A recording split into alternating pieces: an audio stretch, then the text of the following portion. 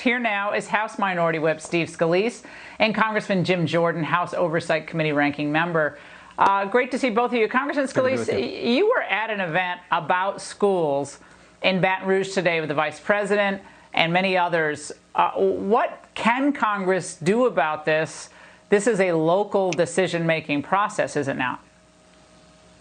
Yeah, Laura, it's good to be back with you. But Vice President Pence came today. We actually did the event in Tiger Stadium, and we had the president of the LSU system. We had the president of the Southern University system. We had our governor, John Bel Edwards, as well as a number of other educators and members of Vice President Pence's team talking about reopening schools. And we're planning on reopening schools in just a few weeks. And both of the system presidents talked about what they're doing to have kids safely come back to college. I was at a high school earlier today talking about their plans to safely reopen. Look, this is America, Laura.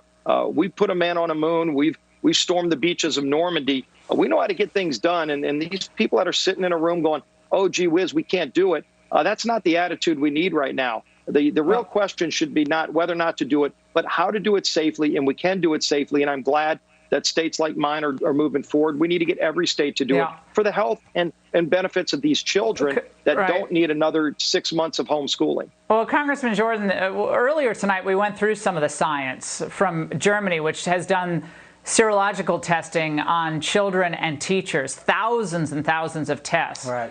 None of this is being cited by any of the decision makers, showing kids have exceedingly low infectivity rates.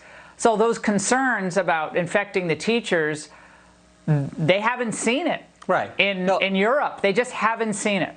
No, the facts and the truth are on our side, Laura. Laura, what's more important, going to school or protesting? What's more important, going to church or protesting? Going to a loved one's funeral or protesting? Or how about this one? What's more important, going to work or protesting? It seems to me that the only thing the Democrats think you can do during COVID is protest, riot, and attack the police and defund the police. But we have to go back to school. We have to get back to normal. And the facts and the truth are on our side. So let's let local school boards, let's let moms and dads. I think moms and dads probably know what's best for their kids. Local school boards probably know what's better for kids than Joe Biden in the basement of his house pronouncing these things. So let's let local communities decide this. And as Steve just said, we can do it in a safe way. But Democrats want to make everything political. Let's just follow the truth and the facts, and let's let kids get back to school and start learning. Well, there's a lot of, I would take issue with that a little bit. There are a lot of local school boards that have been completely dominated by the left because the big city ones, the ones controlled by the Democrats, like LA, like Mayor Garcetti's Arlington County, Virginia. Well, it's Democrat, but Arlington County, Virginia. They basically just went to a hybrid system, a couple days a week in school. The rest of it, they're going to be at home. Or maybe even all online learning. Montgomery County, all online learning. Congressman Scalise, I'm telling conservatives, you want to have an effect, start running in these local elections. Yep. Yeah, that's what you have to do, because these superintendents are just taking their orders from the teachers' unions. And these people put the word doctor in front of their names. And go ahead. Well, and you got to think about the health and welfare of the kids. The whole purpose of a public school system is to serve the children. And look, it's a cop-out to say, oh, we can't figure out how to get it done. Of course we can. This is America.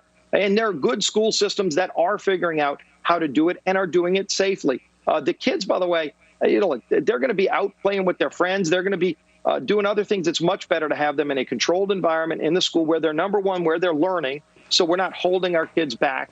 But where they're also being around people where they all have to have masks. The schools have their own protocols, and they're going to keep these kids safe. But we've got to get kids back in school. It's important for the health and welfare of those kids. It's also important for our economy so that the parents are able to get their kids back in school again, too. It's almost like there's a concerted effort to tank the economy before the election. The cynics out there would say, Congressman Jordan, it isn't just teachers, though. Teachers' unions taking advantage of this epidemic. Here's AOC. Americans have actually gotten even more progressive in the middle of this pandemic. When people say and ask me, how are you going to pass this or how are you going to pass that? I tell them, we got to win the Senate and the White House. That is our legislative strategy for getting this stuff passed. Congressman Scalise, your response.